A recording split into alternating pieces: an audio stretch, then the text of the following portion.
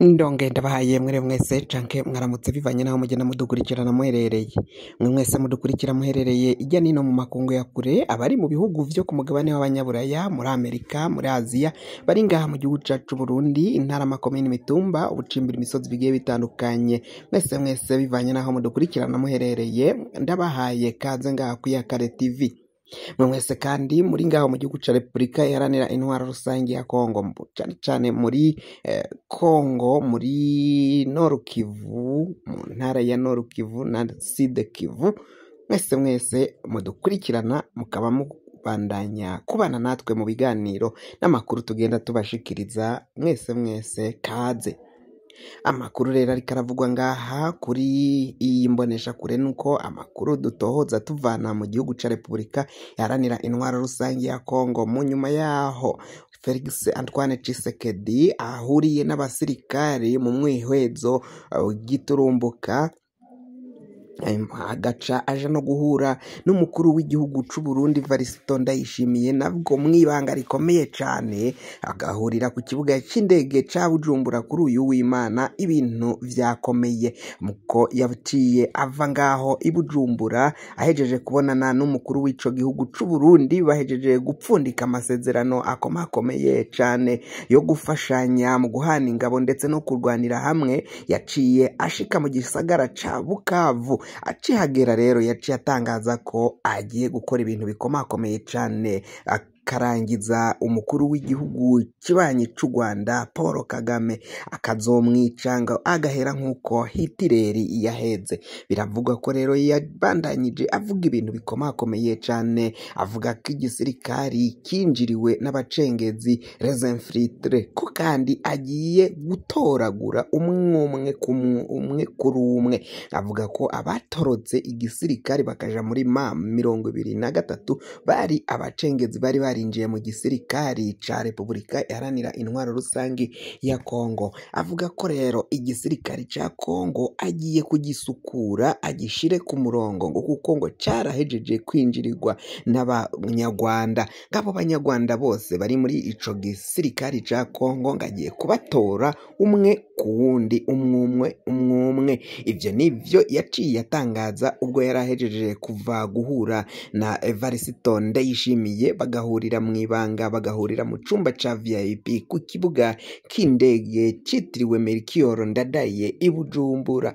Ivyo rero bikaba vyaraciye biba mw'ibanga ku buryo nta muntu yaciye abimenya, kireka bakeyi baciye bakurikirana ivy'ubwo rugendo rwabereye ngaho mu Bujumbura. Bikareba rero kuri ubu ngubu vyatanguye kuja hanze.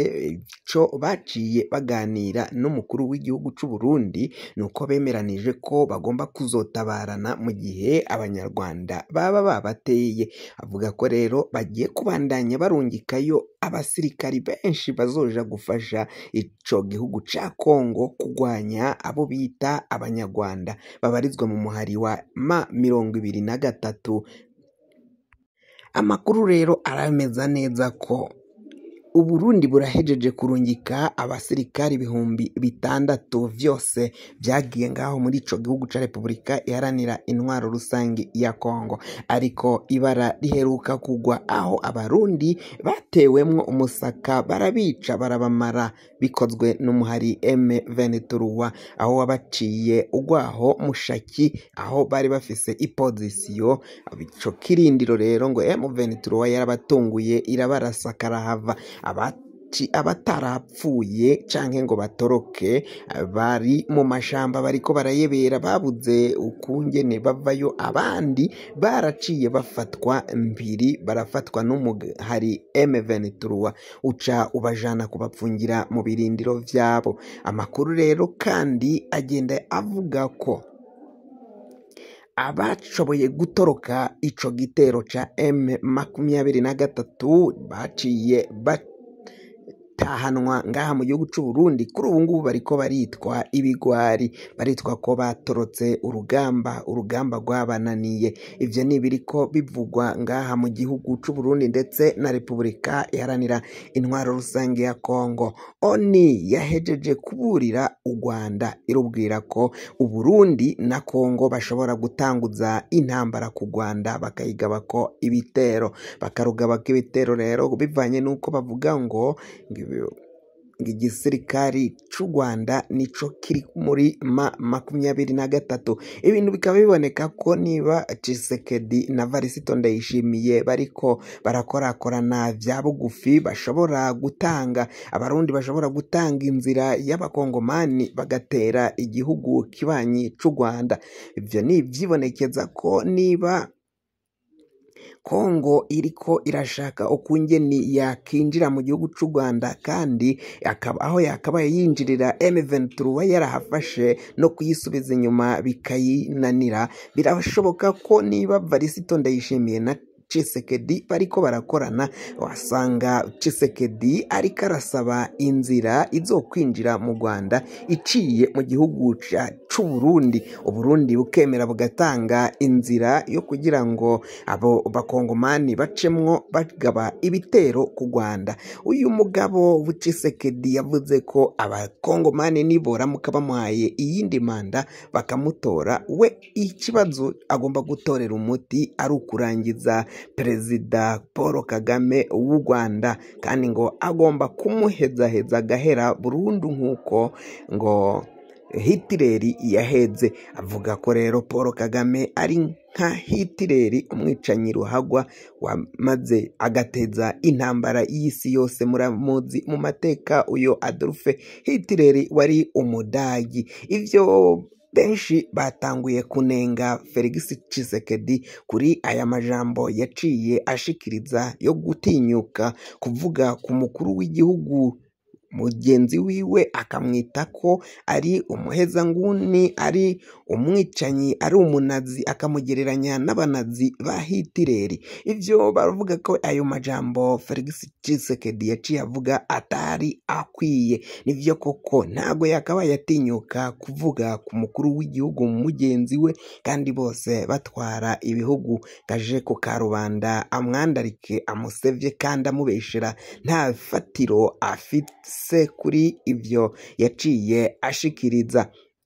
Nahavuga ko uyo muharima 23 ari abanyarwanda, ariko nabo bavuga ko ari abakongomani badafise uburenganzira mu gihugu cabo, babarizwa muri Nord Kivu mbere na Sud Kivu, ni mu buseruko bw'igihugu ca Repubulika iharanira intwaro rusange ya Kongo.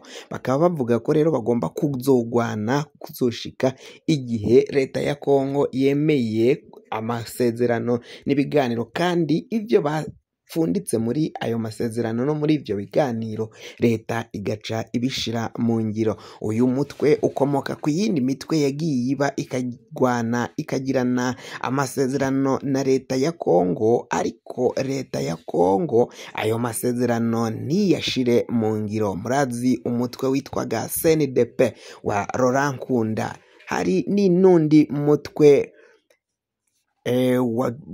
wakomotse kuri aba bagwanyi. Kuri ubu ngubu rero baciye bahindura ko ari M23, nayo ni amasezerano yagizwe kuri R23, bahita bavyita ko ari M23 Mars, niho uyu mutwe nawo ukomoka.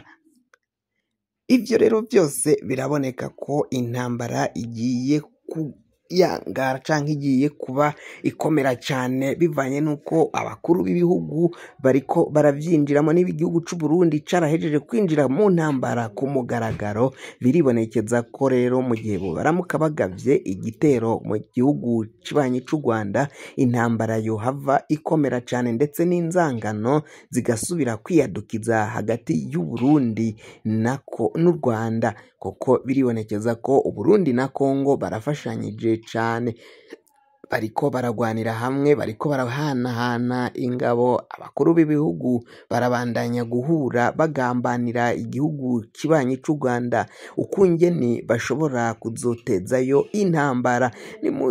muri Kongo rero biyamamaza kandi nabo bagenda bagaruka kuvuga ko u Rwanda ari rwo kibazo ruriko rurateza umutekano muke ngaho mu gihugu ca Repubulika iharanira intwaro rusange ya Kongo, ariko ibifatwa nkaho ari ububeshi no kugira ngo abakongomani bankane n'abanyarwanda. Fyonda subscribe niba ukoresha ururimi rw'icongereza canke niba ukoresha ururimi rw'igifaransa ufyonde sabone, hamuraca ujya ngaha iburyo urafyona no kwa kantu kameze nk'agakengeri, amakuru n'ibiganiro dutohoza bizaje bigushikira mu ba mbere.